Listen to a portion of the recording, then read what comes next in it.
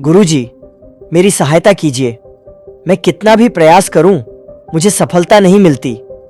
हर तरफ मुश्किलें आती हैं और मेरे भीतर एक क्रोध की आग जलती रहती है। मैं कहां गलत हूं? बैठो मेरे प्रिय, मैं तुम्हें एक बात समझाता हूं।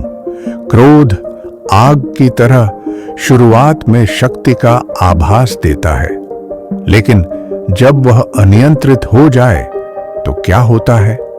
वह सब कुछ जला देता है, यहां तक कि उसे भी जो इसे संभालता है। लेकिन कभी कभी क्रोध जरूरी लगता है। ये मुझे अन्याय के खिलाफ लड़ने और कार्य करने की शक्ति देता है। क्या यह ताकत नहीं है? अरे यही तो भ्रम है। क्रोध ताकत जैसा महसूस होता है, लेकिन यह एक क्षण भंगुर शक्ति है। सोचो, अगर तुम हाथ में जलता हुआ कोयला पकड़कर किसी को फेंकने की कोशिश करो, बताओ पहले कौन जलेगा? मैं, क्योंकि कोयला मेरे हाथ में है। बिल्कुल सही। क्रोध पहले तुम्हें नुकसान पहुंचाता है। यह तुम्हारी सोच को धुंधला कर देता है, तुम्हारी ऊर्जा को खत्म कर देता है और तुम्हें उन समाधानों से अंधा कर देता है जो शांति और स्पष्टता से मिल सकते हैं।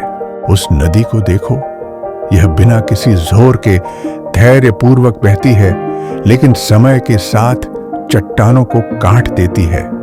शांति उस नदी की तरह है। एक शांत और केंद्रित मन से तुम सबसे बड़ी बाधाओं को भी पार कर सकते हो, लड़कर नहीं, बल्कि उनके चारों ओर बहते हुए। तो मैं अपने क्रोध के साथ क्या करूं? इसे खुद पर हावी होने से कैसे रोकूं? पहले जब तुम अपने अंदर क्रोध महसूस करो तो रुको, गहरी सांस लो, अपने आप से पूछो, क्या यह क्रोध मेरी मदद करेगा या मैंने जो बनाया है उसे नष्ट कर देगा? फिर अपनी ऊर्जा समाधान खोजने की ओर मोड़ो, लड़ाई लड़ने की नहीं। क्रोध में बर्बाद की गई ऊर्जा सृजन में लगाई जा सकती है। मुझे लगता है कि मैं समझ गया, लेकिन जब दुनिया इतनी अन्यायी लगे तो क्रोध को छोड़ पाना आसान नहीं है। सच्ची बुद्धिमत्ता आसान रास्ते से नहीं आती। यह तब प्रकट होती है जब कठिनाई में भी शांति को चुना जाए। सफलता दुनिया से लड़ने से नहीं, बल्कि खुद को साधने से आती है। जब तुम अपने मन को साध लोगे तो दुनिया तुम्हारे अनुकूल हो जाएगी। याद रखना, क्रोध कुछ नहीं बनाता, शांति सब कुछ बनाती है।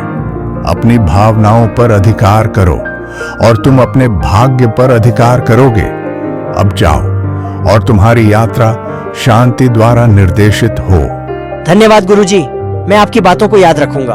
अगर आपको यह वीडियो पसंद आया हो और आप हमारे साथ इस ज्ञान यात्रा में जुड़े रहना चाहते हैं, तो बुद्धि संजीवनी को सब्सक्राइब करना न भूलें। नीचे दिए गए लाइक बटन को दबाएं और अपनी प्रतिक्रिया हमें कमेंट्स में जरूर दें। आइए मिलकर शांति और ज्ञान का यह संदेश और आगे तक पहुंचाएं। धन्यवाद।